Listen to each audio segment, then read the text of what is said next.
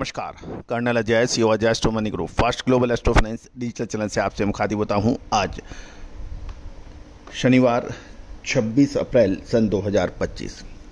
दोस्तों, कहा जाता है कि खाद्य तेल, चाहे वो सोया तेल हो, सोया हो, पाम हो, मूंगफली हो, सरसों हो या फिर कॉटन सीड ऑयल या फिर कैस्टर, इन सभी तेलों के लिए में बाजार बहुत ही उतार चढ़ाव और रहस्य में रहता है। ये आज से नहीं, हमेशा से रहता है। और यदि आपको सटीक विश्लेषण मिल जाए, सटीक अपडेट मिल जाए, सटीक रिसर्च मिल जाए, तो आपके मुनाफे का कोई मुकाबला नहीं कर सकता। लेकिन यदि आप खरीदने या बेचने में चूक गए तो सिवाय परेशानी और घाटे के अलावा कुछ होता नहीं है। दोस्तों, चूंकि खाद्य तेल एक प्रमुख एग्रो कमोडिटीज मानी जाती है और इसके बगैर कोई भी देश सरवाइव नहीं कर सकता है, विशेषकर भारत, जिसका लगभग 2/3 हिस्सा खपत का बाहर से इंपोर्ट होता है।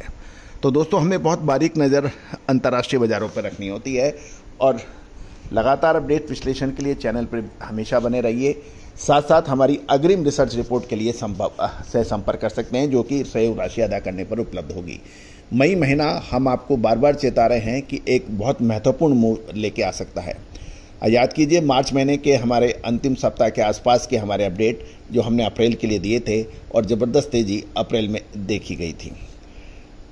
जानिए रिपोर्ट, सीबॉट सोया तेल में गिरावट की क्या वजह रही।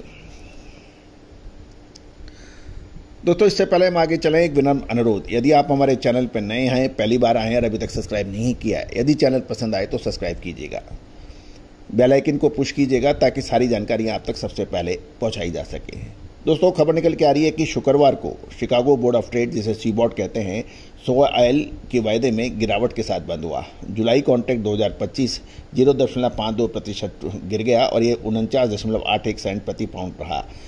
इस गिरावट का प्रमुख कारण कमोडिटी फंड्स की मुनाफा वसूली रही। इन्होंने शुक्रवार को लगभग 7,500 कॉन्ट्रैक्ट की बिकवाली की और बाजार में फिलहाल अमेरिकी बायोफ्यूल नीति का ऐलान का इंतजार किया जा रहा है और इसी उम्मीद के चलते हाल में भावों में तेजी भी देखी गई थी। गौरतलब है कि खाद्य तेलों की तेजी मंदी का असर अक्सर क्रूड से जोड़ के देखा जाता है, साथ साथ बायोफ्यूल नीति का भी इस पर काफ़ी असर देखा जाता है। 22 अप्रैल तक के सप्ताह के लिए जारी शॉर्ट रिपोर्ट के मुताबिक मैनेज्ड मनी ट्रेडर्स ने सोया ऑयल के 14,885 कॉन्ट्रैक्ट्स की भारी बढ़ोतरी के साथ कुल नेट लॉन्ग पोजीशन 50,899 कॉन्ट्रैक्ट तक पहुंचा दी, जो पिछले सप्ताह की तुलना में 41% अधिक है। ये बढ़त फंड्स की नई खरीदारी और हल्की शॉर्ट कवरिंग के कारण रही, जिसका प्रमुख आधार अमेरिकी बायोफ्यूल नीति में सकारात्मक घोषणा की उम्मीद थी। गौरतलब है कि ये एक बहुत ध्यान से समझने वाली बात यह है कि 41% लॉन्ग पोजीशन, इसका कुछ महत्वपूर्ण नजरिया होता है। आइस कनाडा कैनोला जुलाई कॉन्ट्रैक्ट तेजी के साथ बंद हुए और भाव $4.40 बढ़कर 701.80 प्रति मैट्रिक टन पर पहुंच गए, जो मई 2024 के बाद सबसे उच्चतम स्तर है। नज़दीक यदि हम शॉर्ट टर्म की बात करें, सप्लाई कम और स्थिर मांग के कारण जुलाई नवंबर स्प्रेड में बढ़ोतरी जारी है।